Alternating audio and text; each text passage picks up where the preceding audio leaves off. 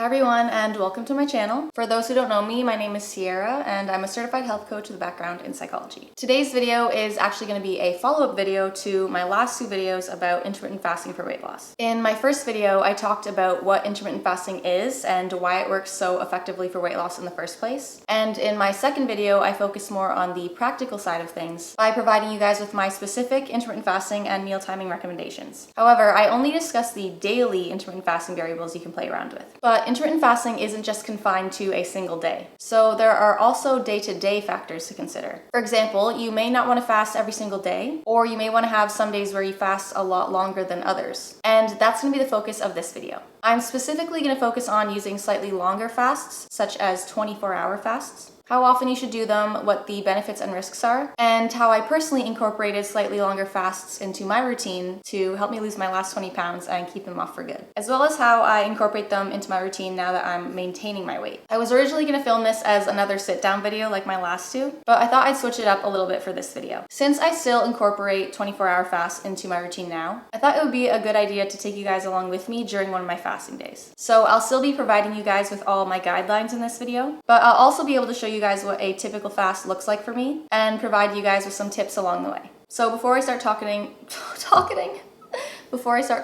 I can't speak. So before I start talking about the more informative stuff, I thought I'd just go over how I start my day during a fast. And one of the main things you want to remember when you're doing any sort of fasting, and just in general, is to stay super hydrated. So I always start my day with a liter of water, and especially if I'm planning to fast or not eat for a while, I try to add some electrolytes to my water. So that's what I was putting in this morning. I typically don't do any form of intense training on a fasting day either, because nutrition is super important both to fuel your workouts and to support your muscle growth and glycogen recovery after your workout. So I would usually plan my fasting days on days I'm already gonna be resting, or a day where I'm doing some form of really low intensity exercise like stretching or walking. So today I'm just gonna do some stretching and some handstand practice, which I haven't done in a while, but that's a goal of mine to get better at those again. So yeah, that's what I'm gonna do today. I was also gonna do some blueberry picking with my family and then use those to make a recipe, a protein loaf or muffin or something like that. I obviously really like baking for myself, but I also like baking for other people, especially people who also have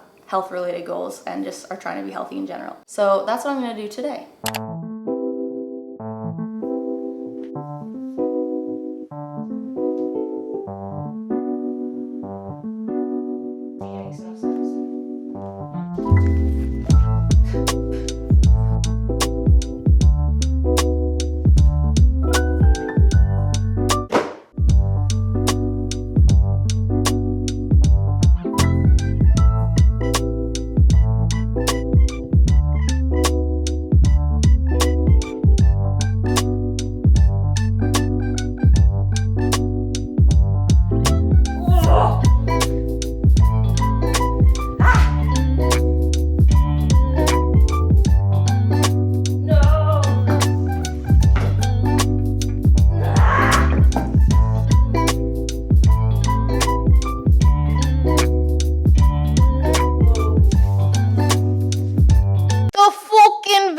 Mate.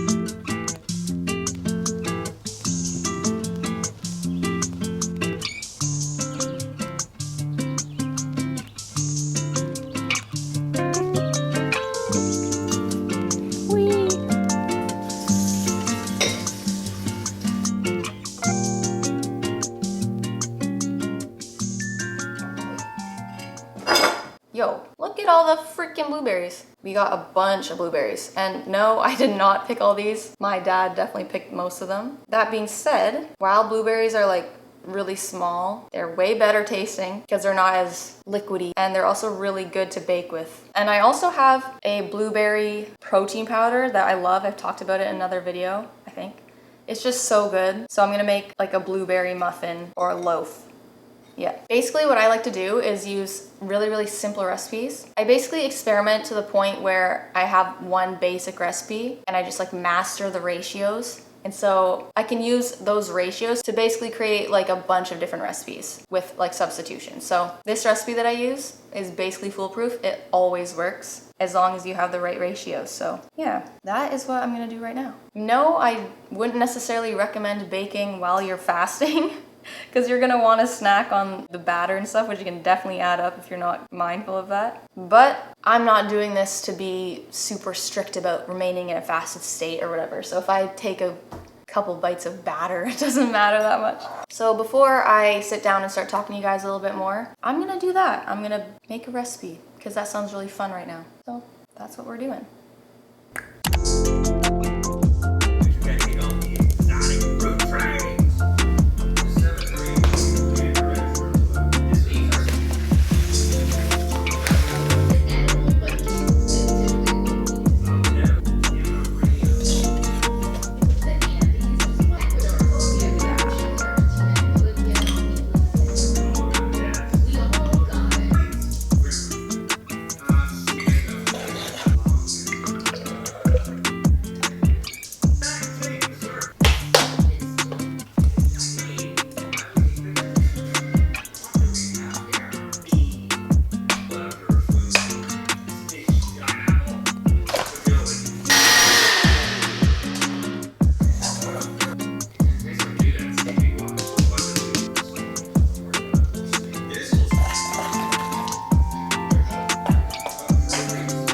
Right?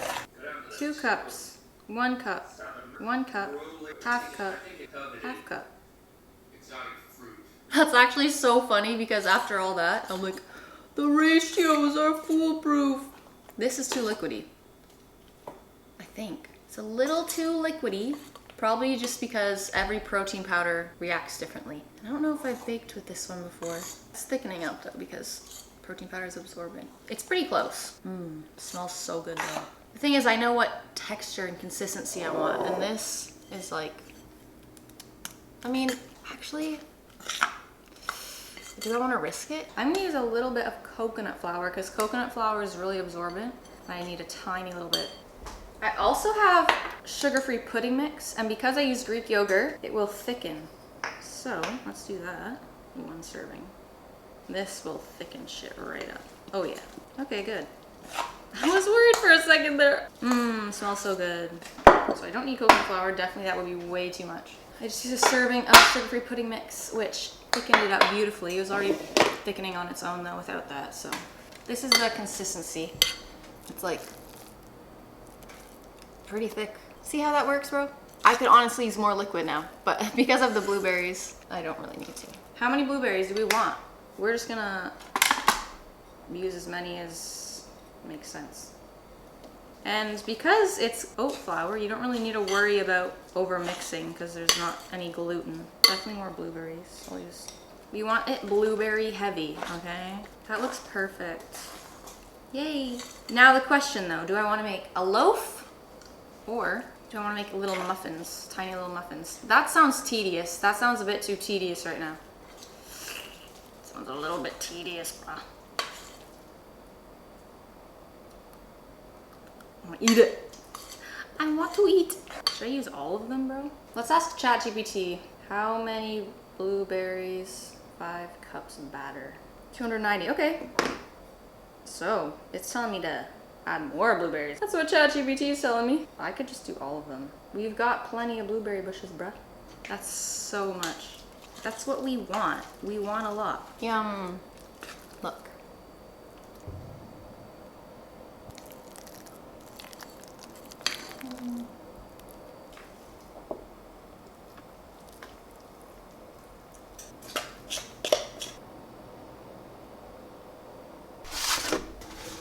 Bye-bye. Okay. Brown and black do not go well together. Meh. It is what it is, brah. Whatever, brah. My blueberry loaves. My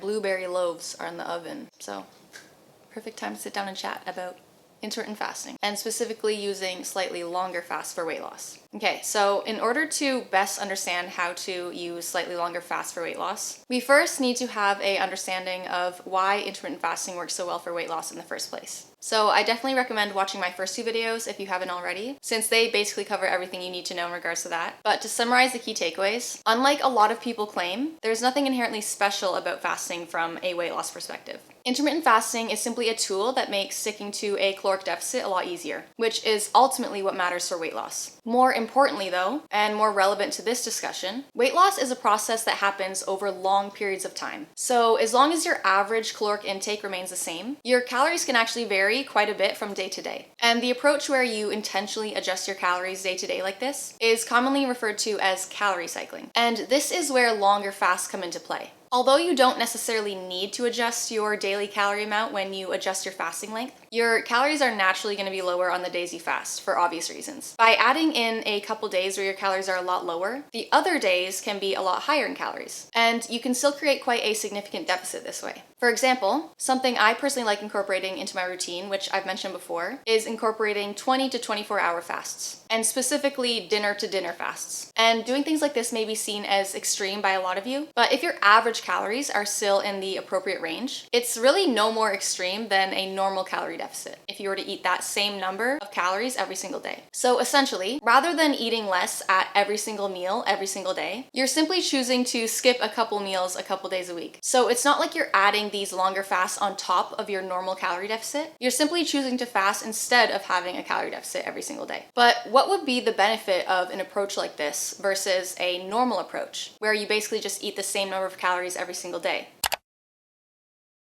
What I will first say is it's definitely not going to be best for a lot of people, but for certain people, it can make sticking to a caloric deficit a lot easier. And there are a few major reasons why this is. So the first main benefit to incorporating longer fasts into your routine is it can allow you to feel like you're eating a lot more. And this may sound counterintuitive, because you're essentially going entire days without eating. But if you eat less often, it means that the meals you do eat can be a lot bigger. And this is especially true if you start incorporating longer fasts into your routine. Like I mentioned, if you have a couple really low calorie days in the week, your calories on the rest of your days can be a lot higher. And for a lot of people, including myself, this strategy is just a lot easier. For me, rather than dieting and feeling really hungry every single day, I kind of just get the hunger over with all at once, and then get to relax and eat normally the rest of the time. And this approach actually makes a lot of sense from a physiological standpoint. It may seem like it would be hard on your body to go that long without eating, but staying in a fasted state is often much easier than constantly going in and out of one, which is essentially what happens when you're dieting every single day. You can only get so hungry at one time, and once you do, it can make a lot of sense to try and ride that out as long as possible. In addition, although this approach obviously involves eating a lot less some days, which seems like it would be pretty miserable, these days can actually be pretty enjoyable. One main reason for this is because you can still eat a really big meal that day. For example, obviously everyone's calorie amounts are different, so just remember this only applies to me personally, but I typically keep my calories around 800 to 1,000 calories or so on a fasting day. So while 800 to 1,000 is not a lot of calories for one day, it's definitely a lot of calories for one meal, especially if you are very strategic with the types of foods you choose. Usually what I do is keep in all of the fiber and protein that I normally eat and just cut out all the fats and carbs. So my overall food volume isn't affected very much. And this approach of being able to eat normally most of the time and then having a couple days where I fast in the week, but still really enjoy those days, is something that really helped me when I was trying to lose my last 20 pounds. It essentially allowed me to never really feel like I was dieting. By fasting a couple times a week, I was able to eat maintenance most of the time. And even though those fasting days could be tough, I still had a really big meal to look forward to on those days. Food also tastes way better when you're hungry, which makes breaking your fast even more enjoyable. So for all these reasons, I personally don't look at intermittent fasting as a way to eat less, but rather as a way to eat more. The second main benefit to intermittent fasting is it's extremely lifestyle friendly. This applies to daily intermittent fasting, but also day-to-day intermittent fasting. Most people don't have the same hunger levels every day. Some days we're a lot hungrier, and other days we don't have much of an appetite at all. So rather than trying to eat the same number of calories every single day, it makes a lot of sense to try and vary your calories in in a way that suits your natural hunger levels better. Additionally, it's sometimes just a lot more inconvenient to eat. For example, when you're traveling or when you have a really busy workday. Rather than prepping all of your meals in advance or basically just eat when you don't want to be eating, why not save your calories for when it makes more sense to eat and when it's more convenient to eat? I simply choose to take advantage of the days where I'm not as hungry and the days where I'm not really able to eat much anyway. If you plan your fasting days around your hunger levels and your lifestyle, you're probably not going to be thinking about food much on those days anyway. And so fasting and creating a caloric deficit can become pretty easy. And it just makes your approach overall a lot more flexible and enjoyable. Another big benefit to this approach that I personally noticed is that it made the transition to maintenance after I lost weight a lot easier. If you're trying to create a caloric deficit every single day, you do have to adjust your meals and the foods you eat slightly. So when you transition out of that into maintenance, it can be kind of hard to figure out how to change the foods that you eat and the meals that you have. But with this approach, I was basically already used to eating maintenance most of the time. So I didn't need to change my daily routine much at all. All I needed to do was just cut out the fasting days, which makes the transition into maintenance pretty effortless. Transitioning from weight loss into maintenance is one of the most challenging things for people to do. But if you choose to use some sort of calorie cycling, you get to gain a lot of practice eating at maintenance, even when you're losing weight. You know what types of foods to eat, you know what kind of meals to make to fit your daily calorie amounts, and it just makes the transition to maintenance a lot easier overall. And speaking of maintenance, fasting isn't just something you need to do while losing weight. It can be an excellent strategy for maintaining weight as well. Going back to what I was talking about earlier, rather than looking at intermittent fasting as a way to eat less, try to start viewing it as a way to eat more, and a way to incorporate more flexibility into your routine overall. When you're trying to lose weight, since it's something you know you're not going to be doing forever, it's quite common for people to give up going out, give up being social on the weekends, and just be really consistent with what they're doing every day. But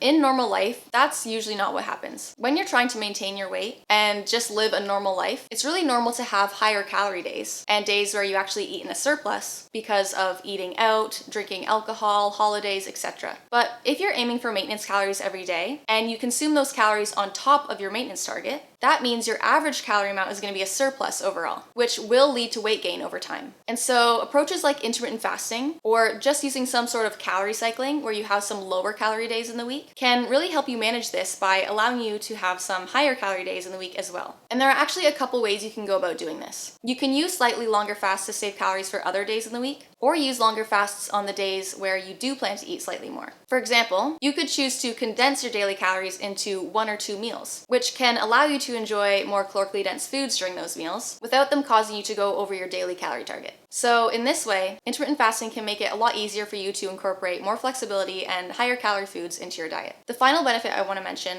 and one that I've talked about in previous videos, is how fasting can change your relationship with hunger. And this is especially true for longer fasts. Don't get me wrong, fasting for longer periods of time than you're used to can definitely be pretty difficult, but it's usually not as bad as you think it's going to be. Like I mentioned, you can only get so hungry. And once you do, you're essentially just riding that out a little bit longer. Fasting for a little bit longer can teach you that you can tolerate hunger. And you don't necessarily need to eat just because you're hungry. Hunger comes in waves, and usually it does subside whether you choose to eat something or not. Knowing that you can tolerate hunger and that you don't need to eat just because you're hungry is essential to learn if your goal is weight loss, because there are likely going to be times where you're hungry and it's not on your plan to eat more. Looks like a blueberry crumble, yum. The key to baking with oatmeal is to let whatever you're baking cool down, rather than just going in immediately and cutting it. So yeah, we're gonna take those out, and then we can just let them cool for a bit. My arm hurts, brah. My arm hurts from holding up this damn camera, brah.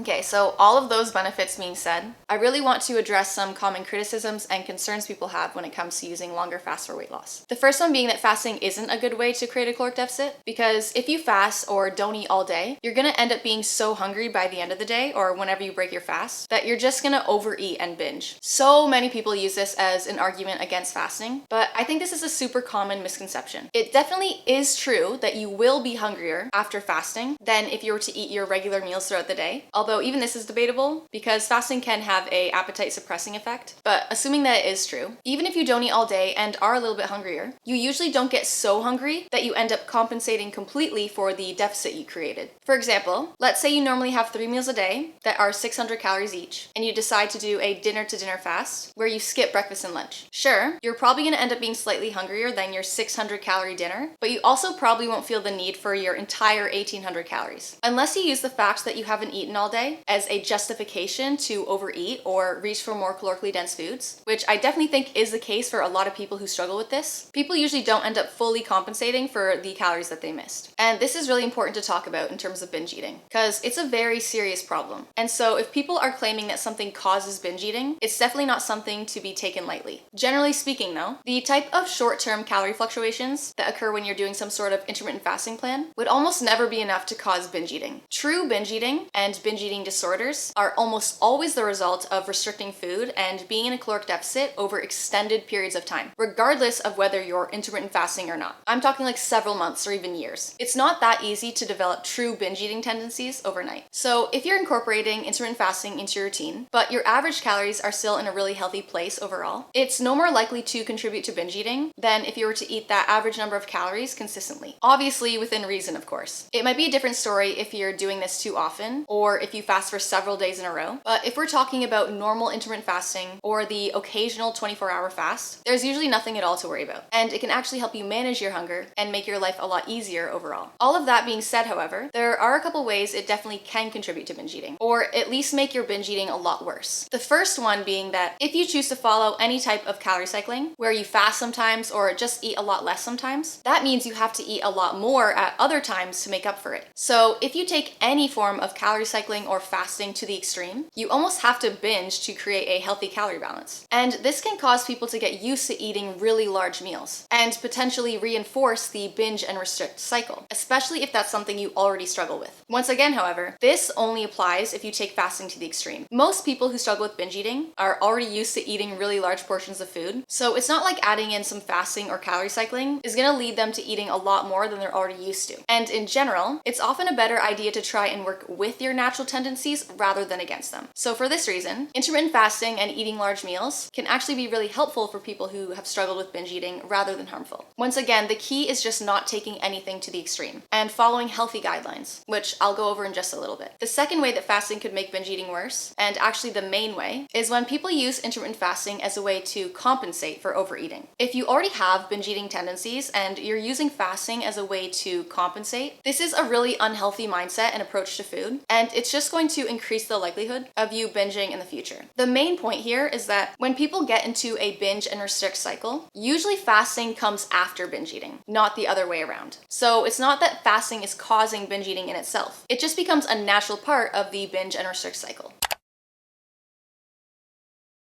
So again, although intermittent fasting can be a great way to allow yourself to eat more on other days, you don't want to take it to the extreme, and you especially don't want to use it to compensate for overeating after the fact. So with all of this being said, intermittent fasting is not unhealthy or problematic in itself. Anything can be problematic if you approach it with the wrong mindset, and fasting is the exact same way. So the key is to approach fasting in a healthy way. As long as you approach it with the right mindset and stick to the guidelines I'm about to mention, there is really nothing to worry about.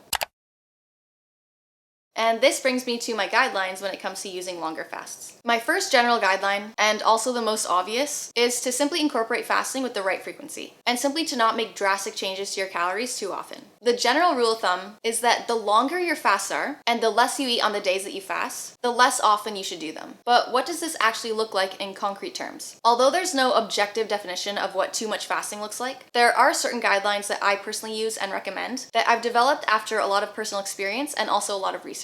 If your fasts are 16 hours or less, you can pretty much do them every day without worrying. If your fasts are in the range of 16 to 20 hours, you could probably afford to do this roughly 2 to 4 times a week. And you don't want to eat less than 70% of your calorie target. If your fasts are 20 to 24 hours, which is the type of fast I like to do, you wouldn't want to do this more than twice a week. And you wouldn't want to eat less than 40% of your normal calorie target. And anything more than 24 hours, I would pretty much avoid, at least if your goal is weight loss, which means that you're never actually going a full waking day without eating. There may be certain health benefits to longer fasts, but it's just not necessary. And that's really where it can start leading to a lot of the negative side effects I've discussed before, such as muscle loss, nutrient deficiencies, excessive hunger, more cravings, etc. The second major guideline, which will help you avoid the issues I was discussing earlier, is to always fast first. Essentially, never use fasting as a way to compensate for overeating after the fact. Because not only is this just an unhealthy approach to food overall, it's usually just a justification to binge in the moment. A lot of binge eaters will tell themselves, it's okay for me to eat more now because I can just make up for it tomorrow by fasting. And usually that doesn't end up happening. If you're binge eating, it's already hard enough to control what you're eating. And even if you are successful doing that, again, it's just not a healthy approach. Let's just say you do want to use fasting to eat a little bit more at other times. If you plan to fast first, and are not able to fast successfully for whatever reason, then it's not like there's any additional caloric surplus that needs to be compensated for. But if you do overeat and plan to fast after, and aren't able to fast successfully for whatever reason, well, now there is a caloric surplus that still needs to be undone at some point, which is not a fun place to be in. In other words, you never want to put yourself in a position where you're relying on fasting or feel like you have to fast. In my opinion, knowing the potential risks fasting has, fasting should never be used as a way to compensate or to punish yourself after overeating. So as long as you stick to these two guidelines, you can have a very healthy relationship with fasting. And it can be a great way to add more flexibility and enjoyment into your routine.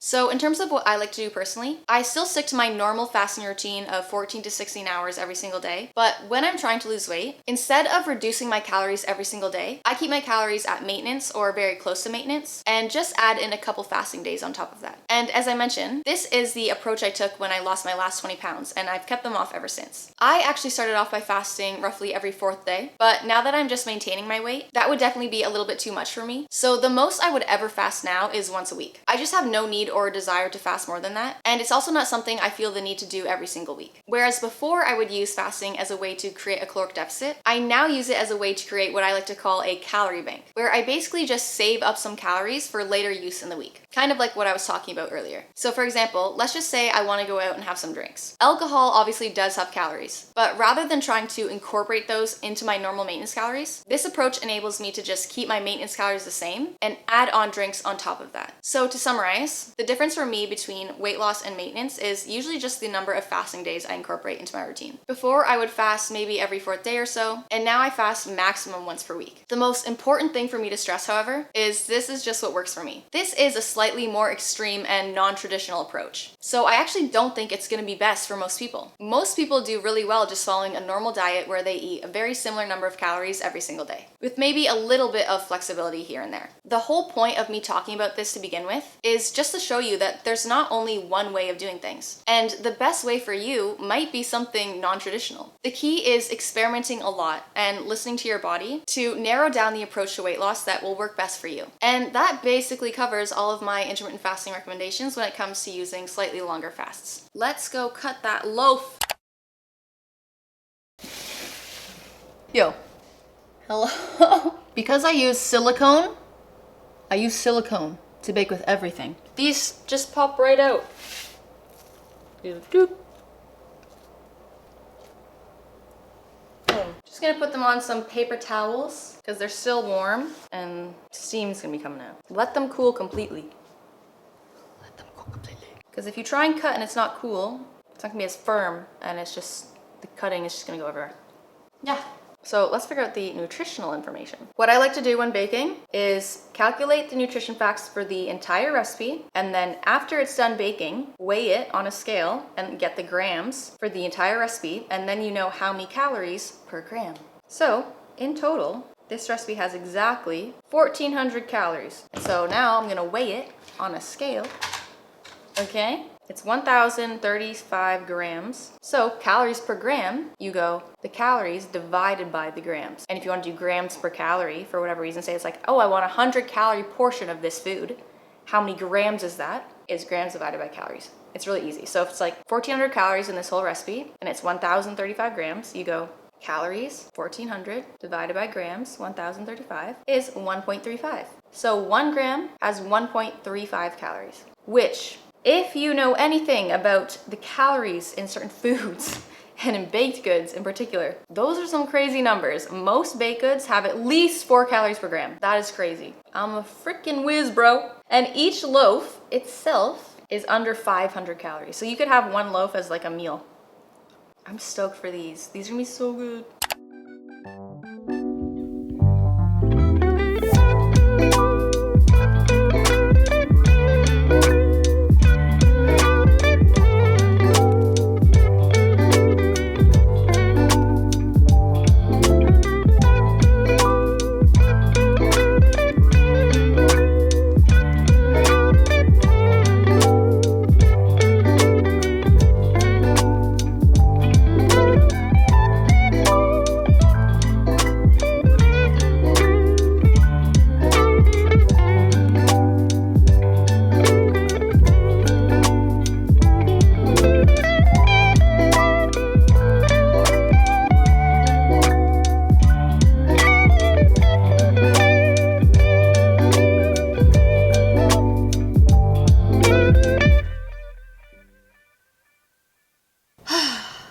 I'm ready for food. As you can see, I normally have soup. Like I have soup every day probably. Even though it's summer, I still have soup. And yeah, that's it. As you can see, it's my normal soup, maybe with a bit more vegetables and stuff. If you're not used to fasting and then you break your fast, you just want to be careful. You want to ease into it. You don't want to like overwhelm yourself at first. Like this would be way too much for most people, but I'm used to it, bro. And garlic salt. I am a fan. Yeah. Oh my god. I'm losing it.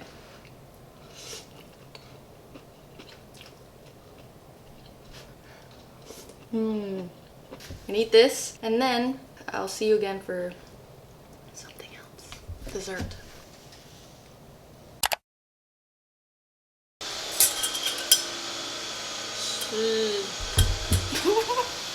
Wee! Hallelujah!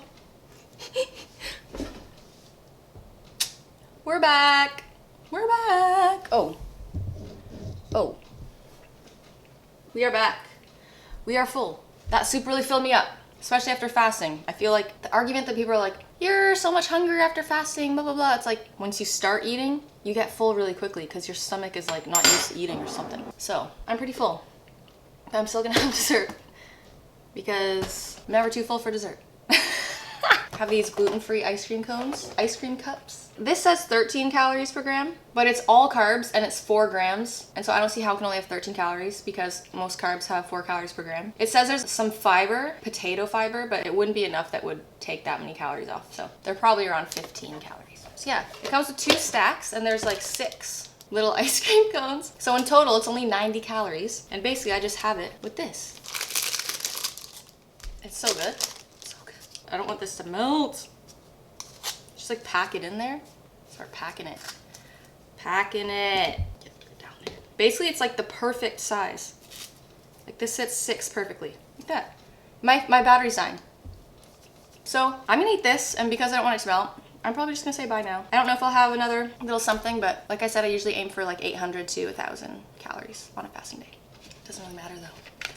So yeah, thank you guys so much for watching my channel. If you enjoyed this video, please make sure to give it a like and subscribe to my channel so you never miss any of my future content. Definitely I'm going to post more on Instagram and TikTok, so if you're not following me on those platforms, definitely go follow me over there because I'm going to be posting a lot of recipes, little workout videos, stuff like that you know I don't need to talk a lot about. And then I also added all of my coaching information to my website, so if you guys are interested in coaching, definitely check out my website. All the info's there. That's what I'm here for, is to help you guys, because it's taken me a long time to get here and I want to help others do the same. So.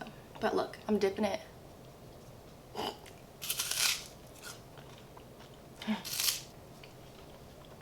I mean, I guess there's not really much to see, is there?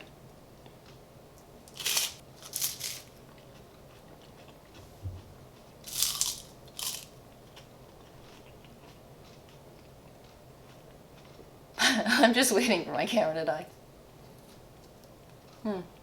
Another thing, this is white chocolate macadamia flavor. Oh man.